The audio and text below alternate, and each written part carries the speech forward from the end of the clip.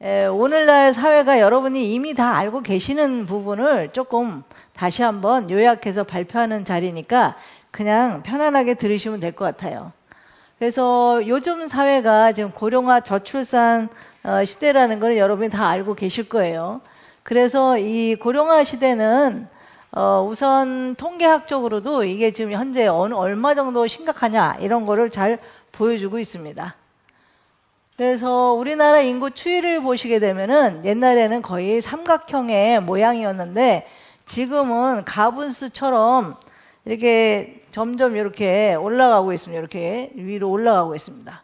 그래서 우리가 이제 6.25 직후에 베이비붐 세대들이 지금 나이가 전부 은퇴하고 있는 세대이고 그분들이 이제 2차 베이비붐 세대인데 그분들도 지금 거의 이제 정년을 앞두고 있는 그런 세대가 되었습니다.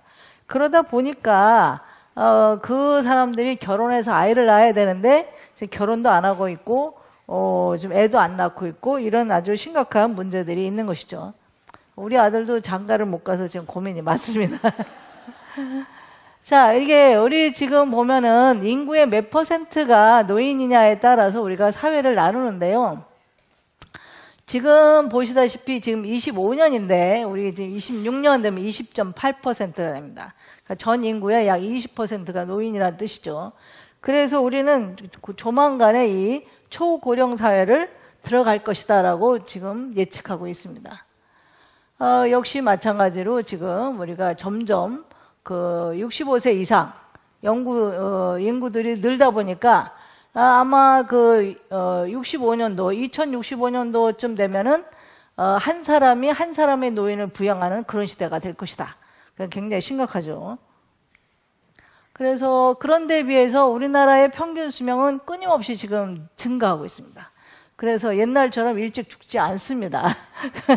그래서 여기에서 보시게 되면은 지금 안 되네.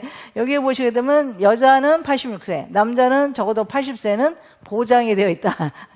그래서 이제 우리가 이제 이거를 어떻게 할 거냐. 그러니까 우리가 오래 산다고 해서 반드시 좋은 것은 아니죠. 그래서 많이들 얘기하기를 9988, 234 많이 얘기합니다. 그래서 99세까지 팔팔하게 살다가 2, 3일만 아프고 죽자.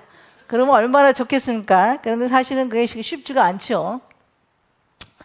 그래서 우리나라의 노인들의 삶의 질은 의외로 굉장히 좋지가 않습니다. 그런데 노인의 스트레스는 어떠냐 하면은 노인 스트레스는 또 생각보다 그렇게 많지는 않아요. 그래서 여기에서 보시게 되면 역시 젊은 세대 30대, 40대, 50대가 굉장히 스트레스가 높고요. 노인들은 생각외로 그렇게 스트레스 수준이 높지 않는데 아마도 그 이유는 기대하는 게 없으니까 이제 스트레스도 적은 것 같습니다. 그래서 이렇게 그 65세에서 75세 이렇게 보시면 이렇게 생각 외로 스트레스 수준은 높지 않다는 것을 우리가 알 수가 있어요. 그런데 비해서 노인들이라도 우리 일을 하냐, 일거리가 있느냐 없느냐에 따라서 느끼는 스트레스 수준이 좀 다릅니다. 그래서 좀 이렇게 일거리가 있고 자기가 뭔가를 하고 있는 사람들은 자기가 좀 더 건강하다, 또 스트레스가 좀 적다 이렇게 느끼는 경우가 많다고 이렇게 보고가 되고 있습니다. 일본도 역시 마찬가지로 스트레스 지수가 노인들이 이렇게 많지 않아요. 젊은 사람들보다는. 그런데도 불구하고 노인들에게는 4가지의 괴로움이 있다는 것입니다. 그러니까 노인들의 4가지 괴로움은 뭐냐? 우선 할 일이 없는 무의고가 있습니다. 그러니까 옛날에는 대가족이어가지고 항상 손자를 조부모님들이 많이 돌보셨어요. 그래서 죽을 때까지 일을 하다가 돌아가시는 분이 많으신데 지금은 그렇지가 않아요. 핵가족 때문에 다 떨어져 살다 보니까 노인들이 실제로 할 일이 없는 그런 상황이 된 거죠. 또 역시 마찬가지로 지금 이제 문제가 되는 게 독거노인의 문제가 굉장히 심각해요. 그래서 우리 세대만 해도 결혼해서 아이를 낳는 것을 너무나 당연하게 생각을 했는데 지금 세대들은 결혼도 안 하고 애도 안 낳고 그러다 보니까 그 사람들이 정말 노인이 됐을 때에는 같이 살 사람이 없어요. 그러다 보니까 혼자 살다 죽는 그런 문제가 생깁니다. 그래서 이 고독, 노인이 되면은 외롭다. 이런 게 큰 문제가 됩니다. 그 다음 세 번째는 우리가 여러 가지로 이제 경제 활동을 하면서 노후를 위해서 돈을 쌓아두어야 되는데 실제로 그 쌓아둔 돈이 그렇게 많지 않아요. 그 우리나라의 그 경제 상황을 보면 노인들이 그 하우스 푸어라고 그래가지고 그 집값이 너무 높기 때문에 집에다 투자를 많이 해서 현금 흐름이 좋지가 않습니다. 그래서 말하자면 이렇게 경제적인 어려움에 처한 노인들이 굉장히 많다. 그렇게 얘기할 수 있고요. 그럼 나이 들면 여기저기 하나씩 둘씩 다 아프기 시작하죠. 그래서 노인이 되면 어차피 이제 어딘가는 이제 문제가 생겨서 아프게 됩니다. 그래서 이제 돌봐줄 사람이 필요한데 결혼도 안 하고 자식도 없고 믿을 수가 없는 거죠. 그러다 보니까 지금은 웬만하면 의료보험이 돼서 다 해결은 하지만 간병비가 훨씬 더 많이 나오는 상황입니다. 그래서 이제 그런 문제가 굉장히 심각하죠. 그래서 조사를 했더니 노후에 행복하려면 첫 번째로 꼽는 게 뭐냐? 이렇게 물어봤더니 많은 사람들이 건강과 경제력을 이제 얘기하고 있죠. 그래서 노후를 어떻게 보내고 싶냐 하고 또 노인이 아닌 사람들에게 물어봤더니 내가 늙으면 여행과 관광을 다니겠다. 또 취미생활을 하겠다. 이런 사람들이 가장 많았어요. 그런데 제가 나이가 들어보니까 다리 힘이 튼튼할 때 놀러 다녀야 됩니다. 이 나이가 들면은 힘이 딸려서 놀러 다니지 못합니다. 그래서 이 노후가 그렇게 쉽지 않다라는 것을 우리가 알 수가 있어요. 그래서 우리나라의 그 삶의 질의 만족도를 조사를 했더니 우리나라 삶의 질의 만족도가 높질 않아요. 그래서 이제 OECD 국가를 중심으로 우리가 보통 많이 비교를 하고 있는데 그 이유는 이제 여러 가지가 있습니다. 그래서 특히 이곳을 보면은 자살률이 우리나라가 굉장히 높다는 걸 알 수 있어요. 그러니까 한국의 1위를 차지했다는 겁니다. OECD 국가 중에 물론 여기 뭐 중국이라든가 이런 나라들이 빠졌기 때문에 그렇긴 하지만 그래서 그럼 왜 그러냐? 그럼 이제 젊은 사람들도 스트레스 때문에 자살도 많고 또 노인들도 또 자살률이 높다는 것입니다. 그래서 특히 노인들의 자살률이 적지 않아요. 왜 그러냐? 그래 봤더니 일단 돈이 없어요. 돈이 없으면 건강도 안 좋아요. 또 어디 여가 활동을 또 할 수가 없어요.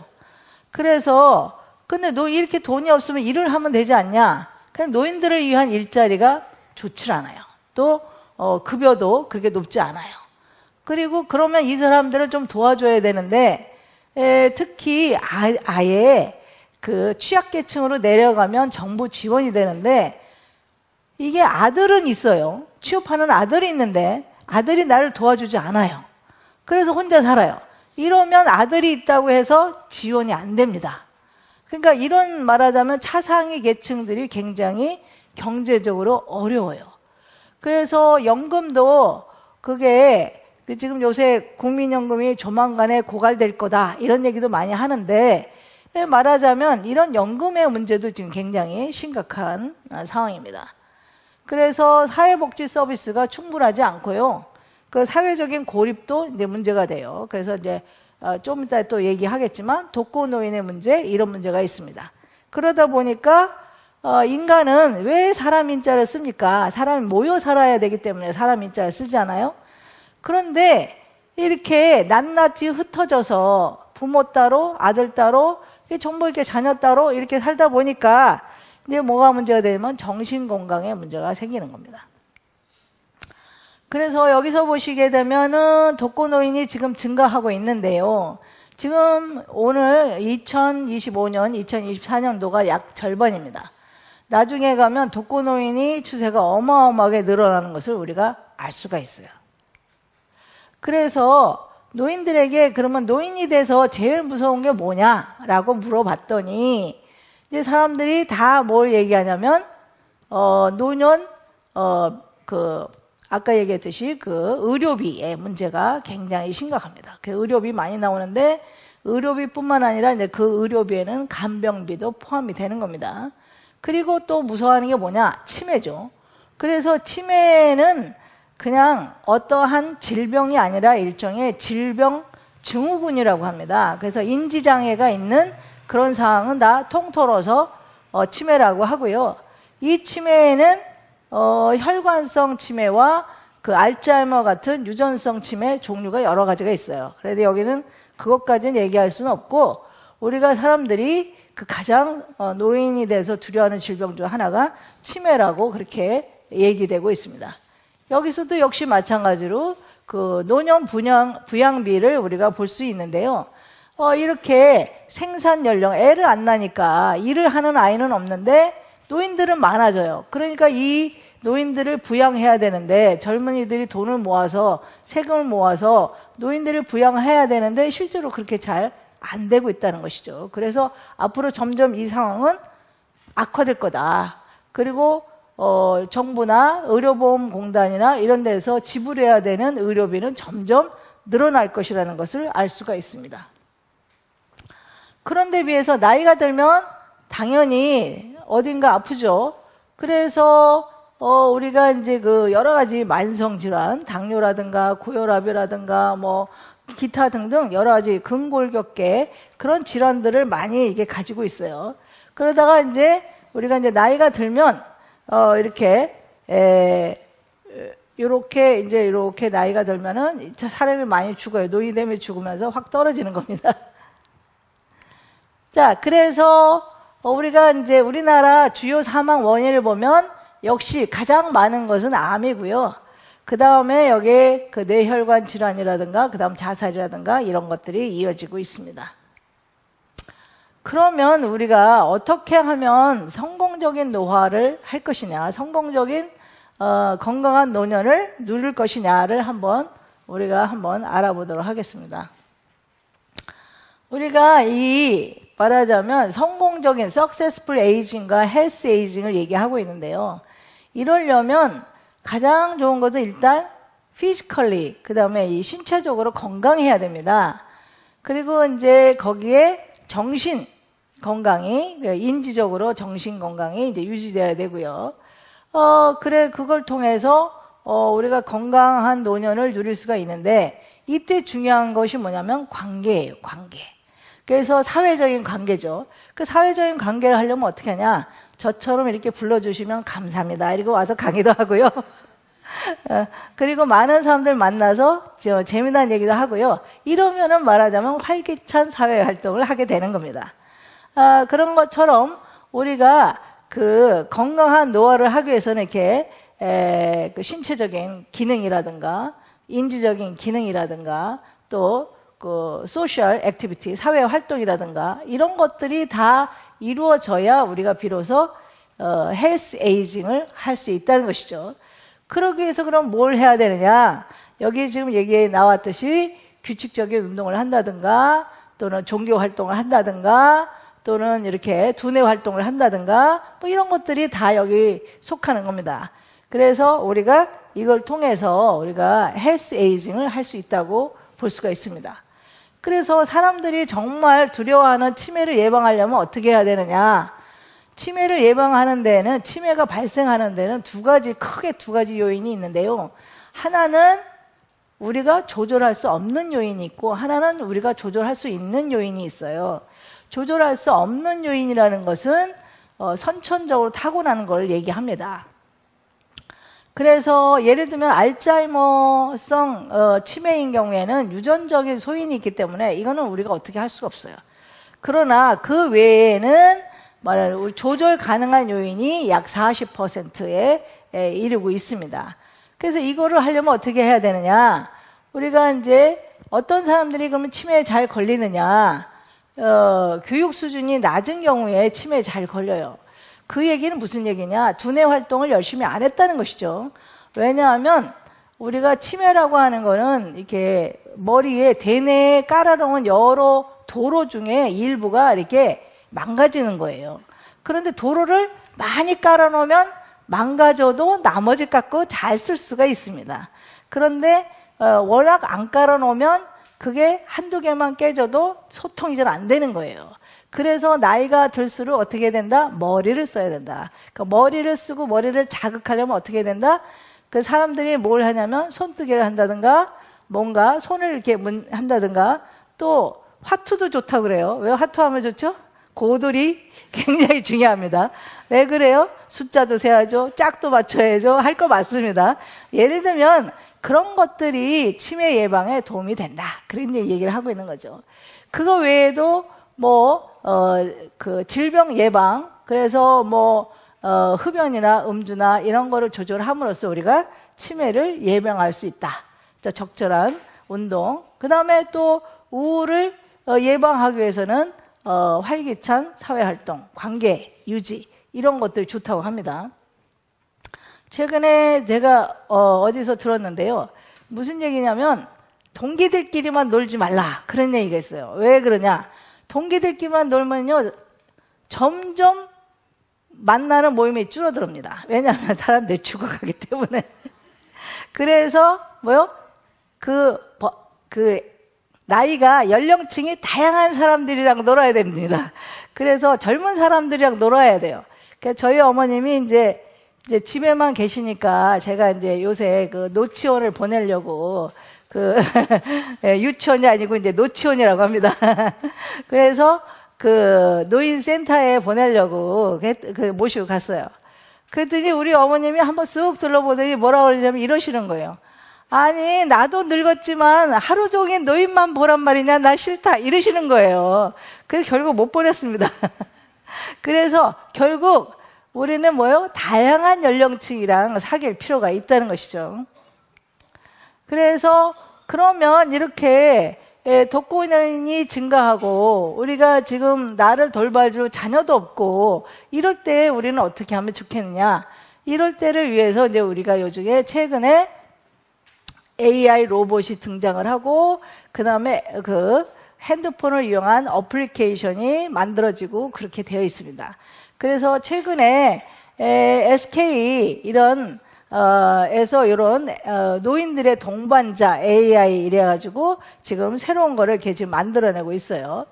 그래서 여기 이렇게 보시게 되면 이렇게 아침에 일어나면 일어나세요. 좋은 아침입니다. 오늘은 비가 오네요. 우산 준비해 주세요. 이런 식으로 얘기를 해주는 겁니다. 그리고 하루 종일 어떤 일을 하라. 음악도 들려주고 뭣도 하세요. 일어나세요. 산책 나가세요. 이렇게 해주는 거죠. 그래서 말하자면 생활을 관리해주는 그런 AI가 이제 등장을 해서 노년들을 이렇게 그 헬스 에이징을 할 수 있도록 도와주는 그런 시대가 될 것입니다. 아까도 얘기했듯이 독거노인의 문제가 가장 큰 문제가 뭐냐면 갑자기 무슨 일이 일어났을 때 도움을 받을 수가 없다는 것이죠. 그래서 우리가 노인들이 이제 이렇게 혼자 사는 노인들이 많아지면 어떤 일이 생기냐면 혼자 사다가 죽었는데 한 달 후에, 석 달 뒤에 이렇게 발견되는 고독사의 문제가 심각해집니다. 그러면 어떻게 하느냐? 이 사람들이 구조를 받을 수 있는지, 제때 처치를 받을 수 있는지 그런 걸 위해서 우리가 지금 제가 알기로도 주민센터의 그 복지센터에서 독거노인들을 확인을 합니다. 그 확인을 하고 그 사람들의 핸드폰이나 이런 걸 저장을 해서 하루에 한 번씩 전화를 해요. 아무 이상이 없나. 그래서 대답을 안 하면 가봅니다.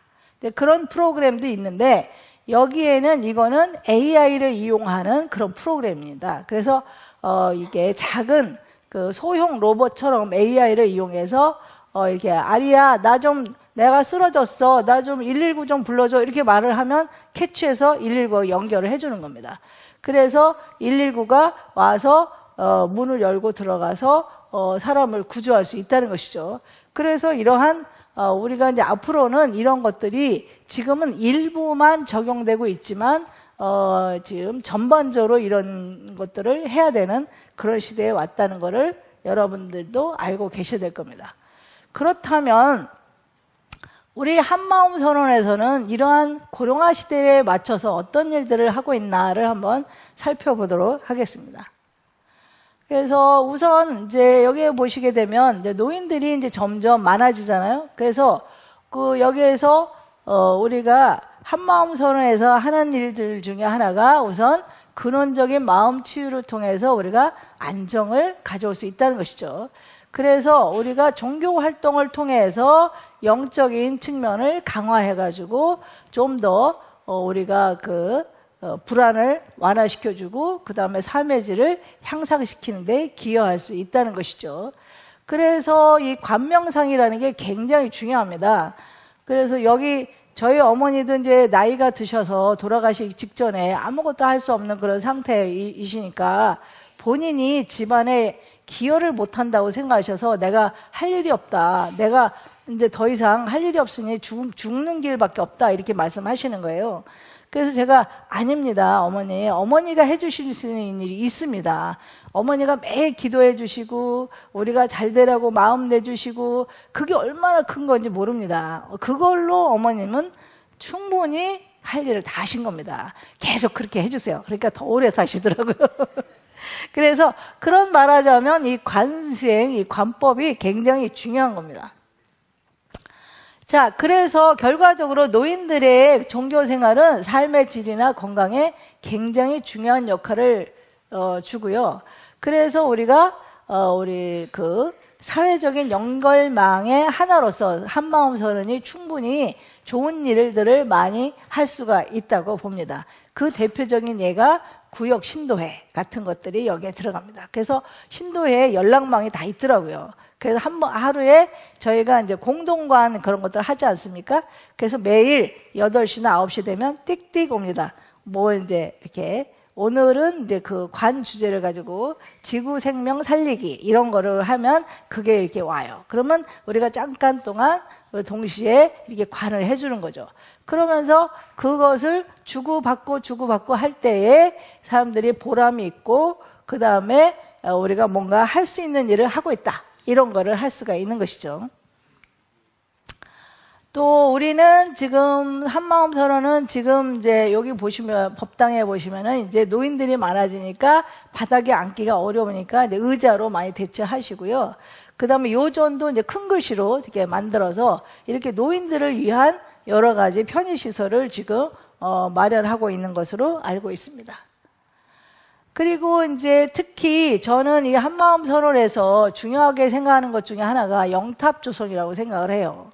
그래서 우리나라는 땅도 좁은데 이렇게 집집마다 사람마다 묘소를 하나씩 차지하고 있으면 전 국토가 아마 묘소가 뒤덮일 거예요. 사람 살 데가 없어요. 그런데 그러면 납골 땅을 하면 되지 않냐. 납골 땅은 그 면적도 많이 차지하고 있지 않은데 그런데 그 납골 땅은 1000년이고 2000년이고 계속 있다는 겁니다. 그런데 이 영탑은 3대를 계속 돌아가면서 한 번 해놓으면 3대를 해요. 그리고 그 다음 세대 4대가 올라가면 위는 나갑니다. 그래서 한 집안에 한 개씩만 있으면 평생 묘소를 걱정할 필요가 없다는데 굉장히 중요하고요. 그 다음에 또 이것이 그 선언에 있기 때문에 선언에서 계속 여러 가지 관도해주고 여러 가지 행사를 많이 해주기 때문에 그 안에서 또 돌아가신 분도 공부를 할 수 있다는 점에서 굉장히 좋은 방안이라고 그렇게 생각할 수가 있습니다. 또 저희 집은 제사를 지내는데 특히 좋은 것이 뭐냐면 육법공양으로 제사를 지내는 겁니다. 그래서 이게 정말 너무 좋아요. 그래서 저희는 이렇게 꽃, 향초, 물, 과일 3가지, 둥근 떡 이렇게 준비를 하는데 며느리가 엄청 좋아합니다. 그런데 떡도 안 해요. 떡을 잘 안 먹으니까 떡을 안 해서 또 그 스님께서 케이크로 대신해도 된다. 그래서 케이크로 합니다. 그러다 보니까 이러한 간소한 차례니까 아무리 제사를 많이 지내건 적게 지내건 상관없이 모두가 즐겁게 제사를 지내고 부담을 갖지 않고 차례도 역시 명절도 역시 이렇게 지내기 때문에 부담이 없어요. 그러니까 모두 다 웃음꽃이 핍니다. 자기 먹을 것만 하면 되니까. 그래서 이거는 정말 오늘날 현대사회에 정말 필요한 것이 아닌가. 그래서 이렇게 간소화되고 정말 그때 되면 차례를 지내면서 조상님이 어떻게 우리를 길렀나, 어떻게 했나, 이런 덕담을 하면서 지내니까 이 굉장히 집안이 평화롭고 좋은 그런 행사가 되고 있습니다. 자, 그리고 이제 우리가 삶과 죽음에 대해서 한번 생각해 볼 필요가 있는데요. 큰 스님께서는 이제 그 버스에 탔으면 내릴 줄도 알아야 되고, 우리는 연극 배우이고 그 연극 배우를 충분히 해야 된다라고 이제 그렇게 얘기를 하셨어요. 그래서 우리가 여기에 따라서 우리가 이제 그렇게 행동을 하면 되고요. 제가 여기서 하나의 그 사례집을 하나 올렸습니다. 이게 지금 그 이민철 법우가 체험담을 올리셨는데요. 이분이 치매요양원에서 그 노인들을 그 돌아가시는 직전에 그 치매 노인들을 돌보셨어요. 근데 자기가 있는 동안에 무려 44명이나 그 노인들이 돌아가셨어요. 근데 처음에는 이 치매 노인들의 짜증, 뭐 집어 던지고, 말도 안 듣고, 막 뒤집어 엎고, 막 난리가 나요. 너무 힘들었는데 본인이 그분들에게 계속 마음으로 관을 해주셨답니다. 그러니까 좋은 데로 가세요. 편안하게 가세요. 이렇게 자기 얘기를 해줬답니다. 그래서 한 분이 돌아가시니까 그분이 꿈에 나타나셔서 정말 고맙다고 인사를 하셨답니다. 그래서 이런 것처럼 우리가 물질적인 보시가 아니라 마음으로 하는 공덕이 정말 크다. 그래서 우리가 같이 이렇게 따뜻한 마음과 이게 관을 해주는 것이 정말 높은 차원의 공덕이구나라는 것을 우리가 보여주는 사례라고 할 수가 있겠습니다. 또 우리 한마음선언에서는 선법가 활동을 많이 하고 있는데요. 그 선법가를 부르면서 또 실버 합창단이라든가 이게 이렇게 합창단끼리 모여서 노래 연습도 하고 같이 밥도 먹고 이런 것들 자체가, 이런 활동이 굉장히 노후 생활에 굉장히 도움이 된다는 것이죠. 그래서 이런 선법과 빈소를 한번 보여드렸고요. 그러면 이제 마지막으로 아름다운 마무리를 위한 준비라고 해서 제가 해봤는데요. 우리가 한번 생각해 볼 필요가 있는 것이죠. 내가 나이가 들면 노후에는 어떻게 될 것인가? 나는 어떻게 죽을까? 그리고 내 생애는 어떻게 했나? 나에게 주어진 역할은 최선을 다해서 다 했나? 그리고 내가 죽으면 장례는 어떻게 할까? 매장을 해야 되나? 화정을 해야 되나? 또 천도제는 어떻게 해야 되나? 이런 것들이죠. 또 제사는 어떻게 해야 되나? 이런 것도 미리미리 이 얘기를 해주면 자손들이 훨씬 결정하는 데 도움이 됩니다.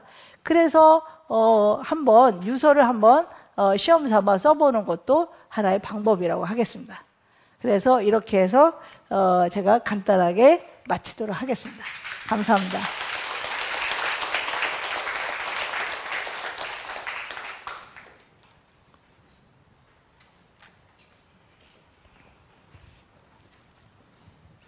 김지연 선생님 발표 감사합니다. 또 시간을 너무나 잘 지켜주셔가지고 원래 25분만 해주시겠다고 하시긴 하셨지만 30분은 아주 잘 맞춰주셨습니다. 감사합니다. 흥미로운 발표 잘 들었고요. 지정 토론자로는 김준영 교수님께서 말씀해 주시겠는데요. 간단하게 소개를 하자면 김준영 교수님은 서울불교대학원 대학교에서 자아초월 상담학으로 상담학 박사를 받으셨고, 또 원광대학에서 예술치료로 보건학 박사가 2개나 있으시네요. 취득하셨습니다. 현재 서울사진치료연구소 소장이시고 또 오산대학교 평생교육원 외래 교수이십니다. 네, 그러면 토론 부탁드립니다. 안녕하십니까.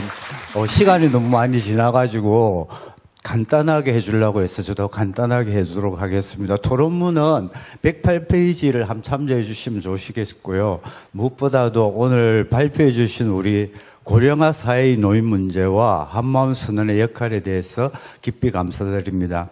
이번 발표는 조만간 저도 초고령화로 접어드는 저를 위한 연구가 아닌가 생각했습니다.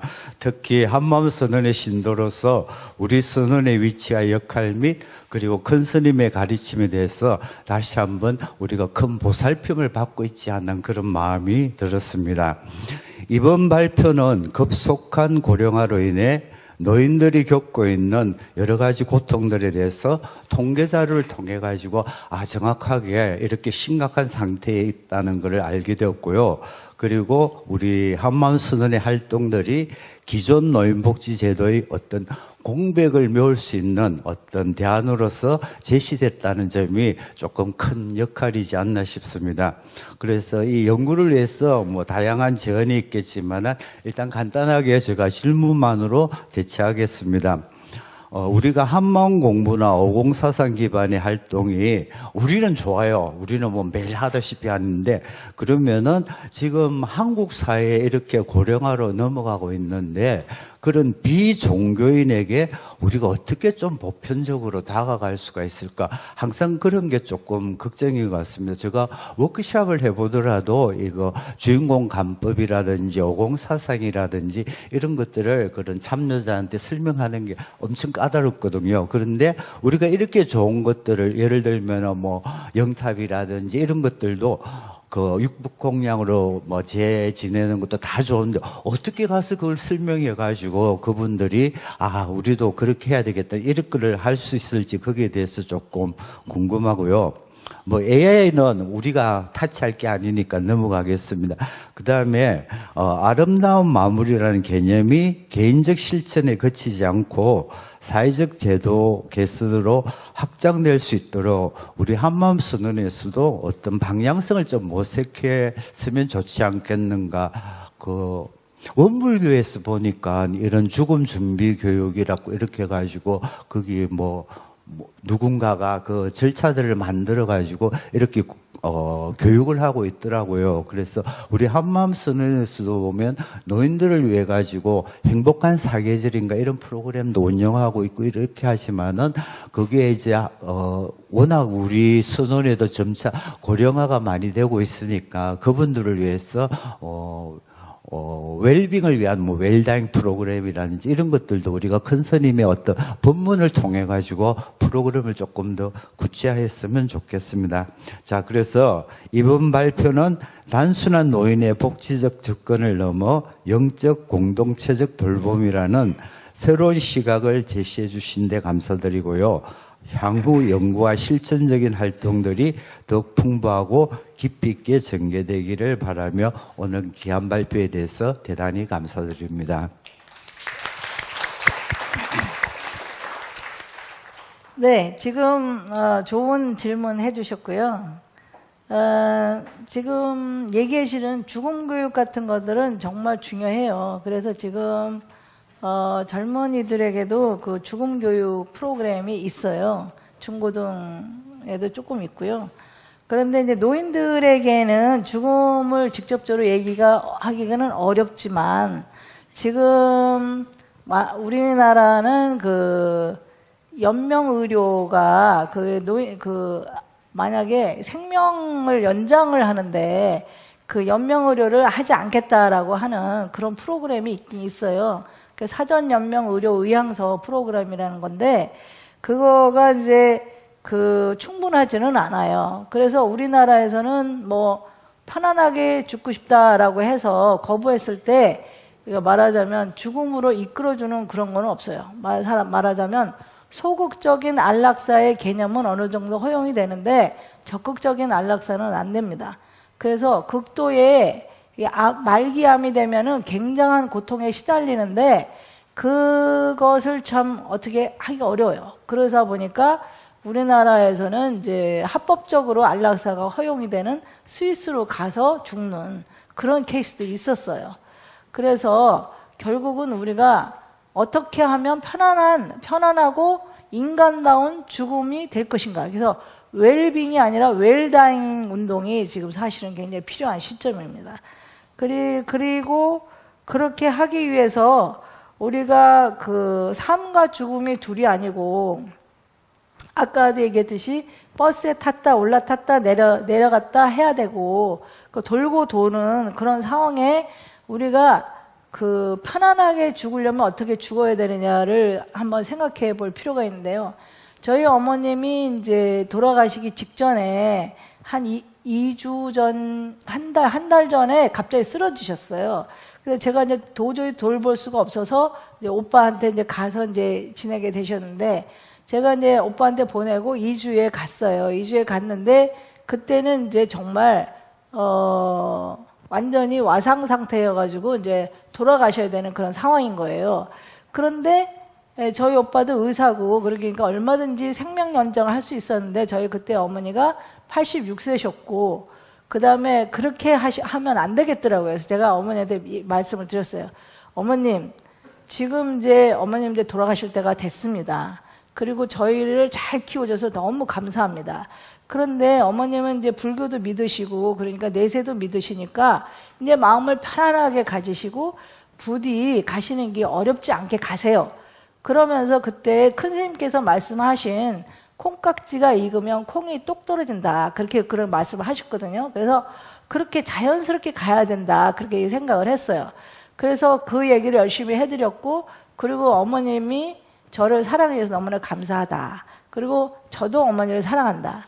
그리고 부디 편하게 가시라. 그렇게 하시고, 그렇게 하고 돌아왔는데 딱 2주 만에 돌아가셨어요. 근데 그렇지 않으면 제 친구의 경우에는 그런 상황일 때에 병원에 입원을 시켰어요. 그래서 여기 이제 그 호흡이 안 되니까 여기 이제 기관 삽관을 했어요. 그래서 기관 삽관을 하고 식물인간인 상태로 10년을 누워 계시다가 돌아가셨어요. 그랬을 때에 저는 우리 어머니가 그러게 물론 하실 수는 있죠. 그런데 그게 과연 살아있다고 해서 살아있는 것이냐? 저는 그렇게 생각하지 않아요. 그러니까 만약 내가 그런 상황이라면 절대로 나는 그런 거 안 하겠다. 우리 아들한테 그렇게 얘기를 했어요. 그런 것처럼 우리는 내가 어떻게 살고 어떻게 죽을 것인가를 지금은 미리 생각해 놔야 되는 그런 시대가 아닌가. 그렇게 생각해 봅니다. 네, 감사합니다. 우리 플로어의 질문 받도록 하겠습니다. 청중석에서 굉장히 중요한 이슈이고 다들 걸려있는 이슈죠, 위로. 네. 네. 마음속에 다 관계 있는 그런 좋은 이슈가 되어가지고 참 좋은 것 같습니다. 근데 이제 저희들이 죽음 준비에 관한 거는 사실 막 딱 들여서 하기 힘들다고 하는데 공부 차원에서 분명히 죽음 준비에 관한 프로그램이 마련돼야 될 것 같고 한 번 하는 게 아니고 젊은 사람이나 나이 든 사람이나 계속 해보는 반복해서 하면서 비우고 또 비우는 그런 과정이 꼭 필요할 것 같습니다. 그런 거에 관한 연구를 좀 계속해 주실 수 있는지 그리고 아까도 말씀하셨는데 다양한 연령층을 만나야 된다. 우리 아마 지역 진행회에서 그런 역할을 충분히 해줄 수 있을 거라고 생각은 들지만 그래도 좀 긴밀하게 연결돼 있나 이런 생각을 가끔씩 할 때가 있거든요.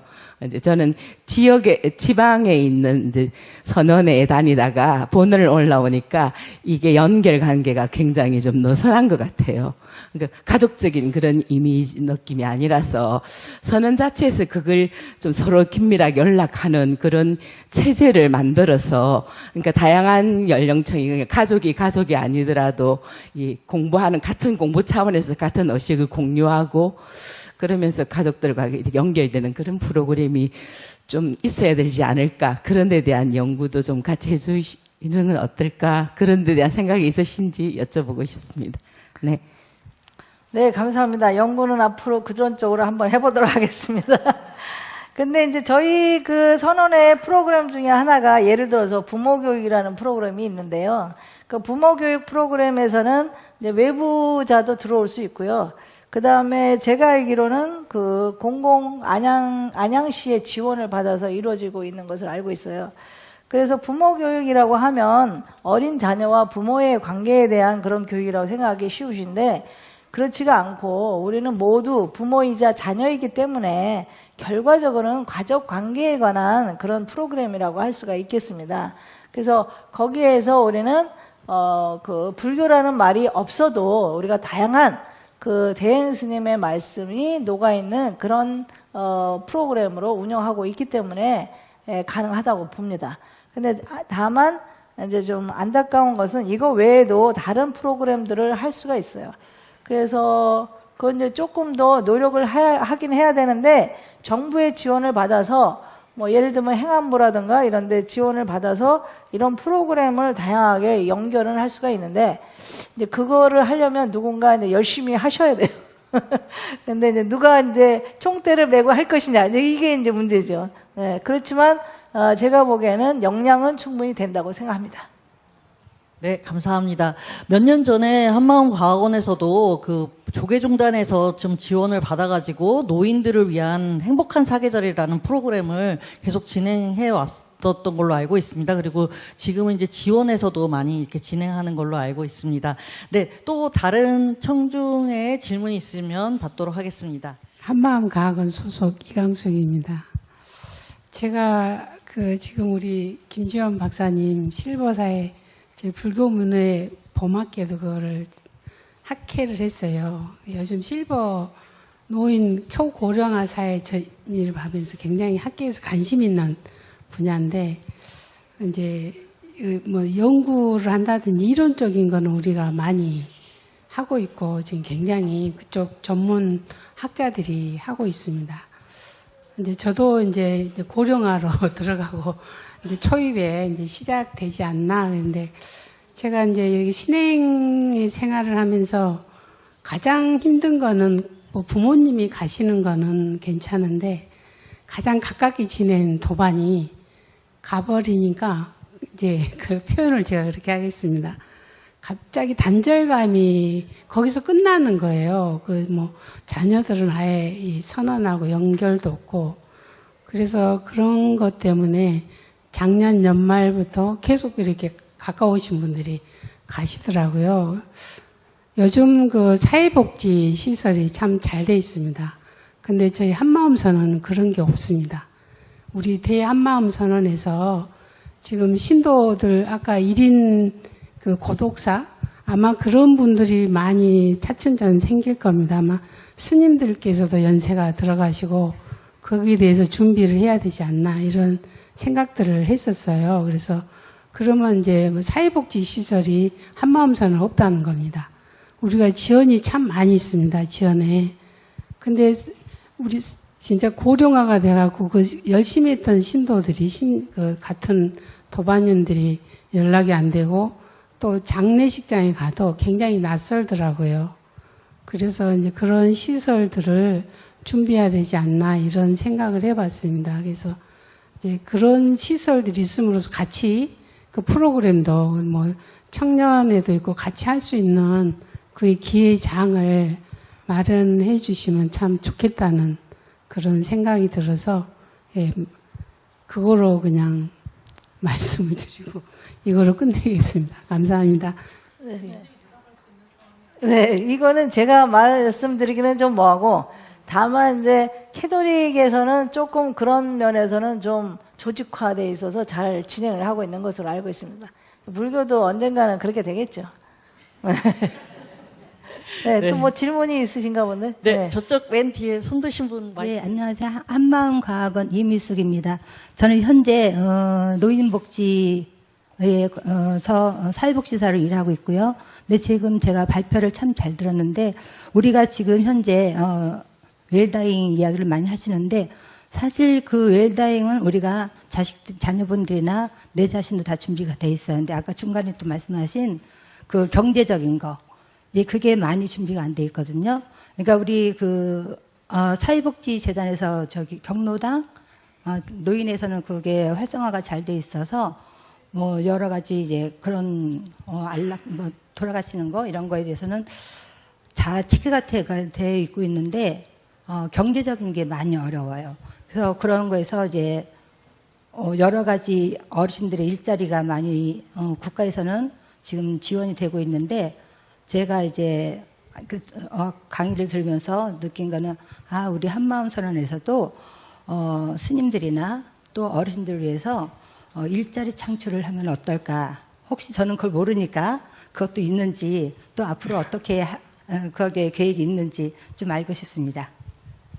네, 역시 제가 대답할 말은 아닌군요.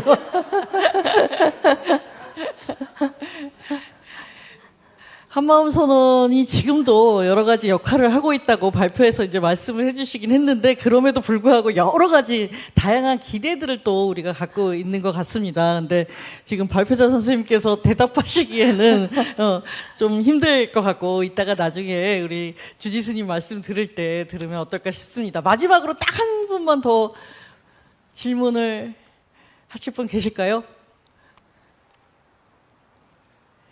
자, 그러면 없으면 오늘 마지막 발표 세션은 이것으로 마무리하려고 합니다. 오늘 저는 사실 오늘 새 발표를 다 들으면서 모두 학술적이거나 그냥 이론적인 논의에 머무르지 않고 굉장히 실천적인 관점, 실천적인 어떤 관심을 전제로 해서 발표를 하셨기 때문에 굉장히 의미가 깊다라고 이제 생각을 했습니다. 특히 이제 앞에 외부에서 오신 두 발표자께서는 서구의 심리치료 또 정신의학을 불교와 이제 연결시키고 또 두 분 다 모두 의사로서 또 이렇게 임상 경험을 하고 계셨기 때문에 그런 것들과 연결시키는 어떤 실천적인 관점을 가지셨다는데 굉장히 흥미롭게 발표를 들었고요.